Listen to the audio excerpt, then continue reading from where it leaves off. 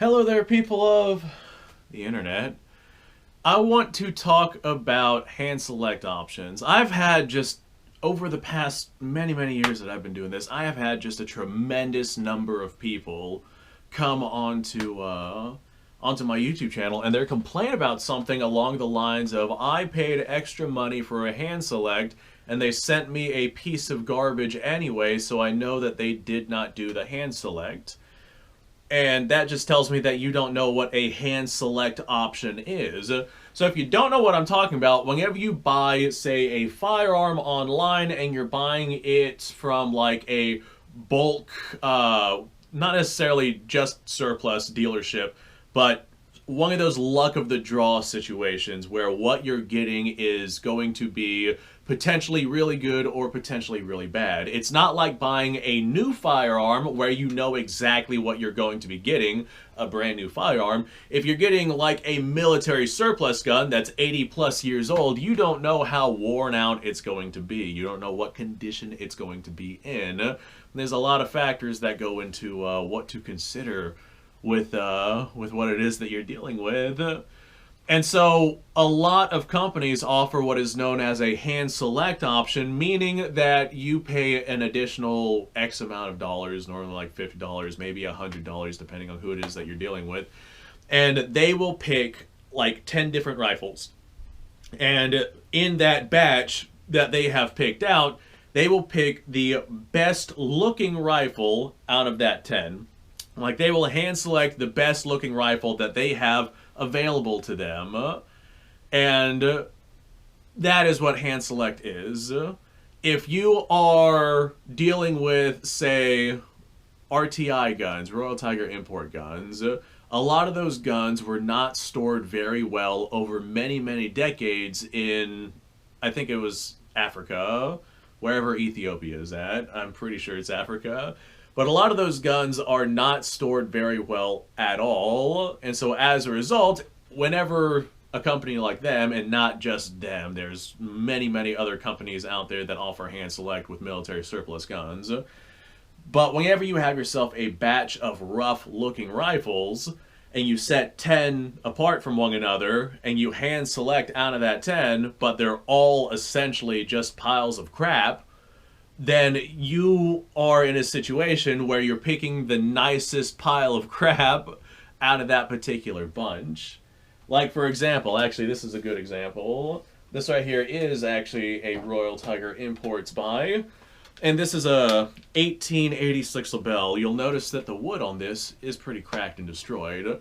Well, if I spent an additional $100 on this rifle for a hand select, I don't know if that's actually what they cost. Hopefully you guys can understand the logic that I'm trying to announce here. If I spend another $100 on a hand select rifle and they pull out 10 labels from their pile and they see which one is the nicest, but they all have a broken handguard on it like what I have right here, then even though you spent more money for a hand select, you're still going to get one that's messed up. You're just going to get the nicest of the messed up rifles. Or if we get one that is, I don't know, fully functional versus not functional, they might go through, I don't know what their hand select practices are at what company it is that you're talking about here. But they might go through, function test the rifle, make sure that whatever it is that they're dealing with is going to be actually functional and usable, or look for any parts that may or may not be missing on the rifle. Actually, I think that this particular one, this one looks complete. I never really pieced that together. But the bottom line is that even though you paid more money for a nicer rifle, if all of the rifles are trashed, then you're still getting a trashed rifle.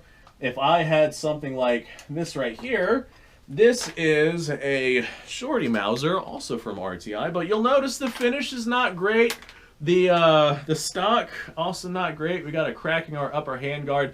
This particular rifle is actually completely handmade, which is really cool to have in the collection.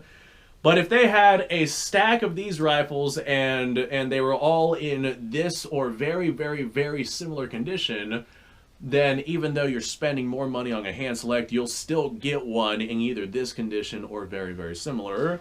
As opposed to if they had, say, 9 rifles that look like this, and then one rifle that looked like this in that particular bunch, where the finish is actually quite nice, and the stock is in really beautiful condition and whatnot, that's whenever you would get your hand select rifle that's actually a pretty gosh darn nice rifle.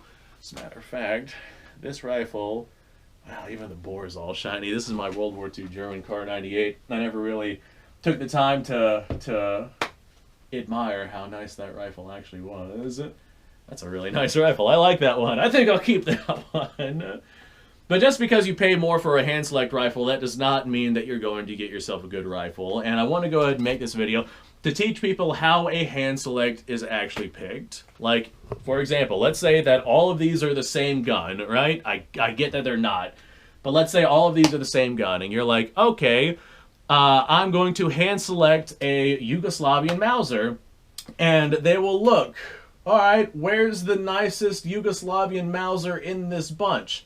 Oh, this one right here is probably the nicest because all of these are just absolutely trashed.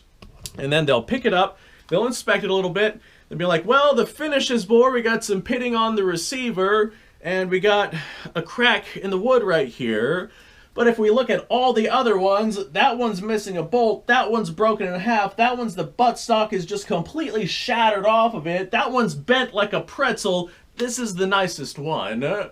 So even though this one right here is still pretty gosh darn crappy, this is the nicest one, so that's your hand select one.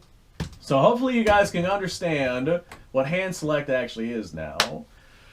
And I think that's pretty much all I had to say on this particular video. It's a short video, but I feel like it needed to be said because people don't seem to really understand what that means and what that entails. So thanks for watching, folks. I appreciate your time. Like, subscribe, share. Description below has a link to all sorts of stuff. Go check it out.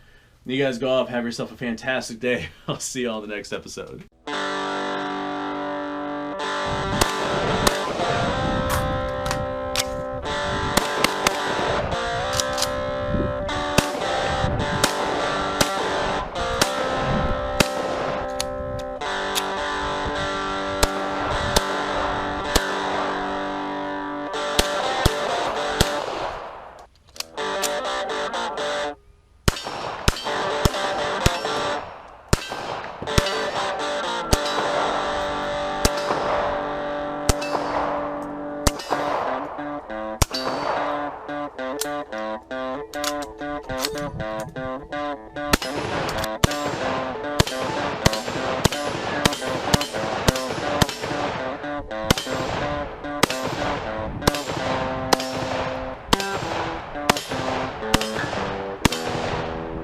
Been a little while since I've done this.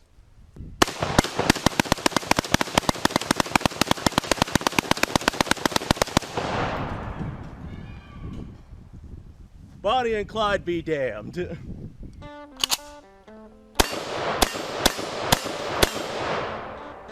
Poor man's Garen.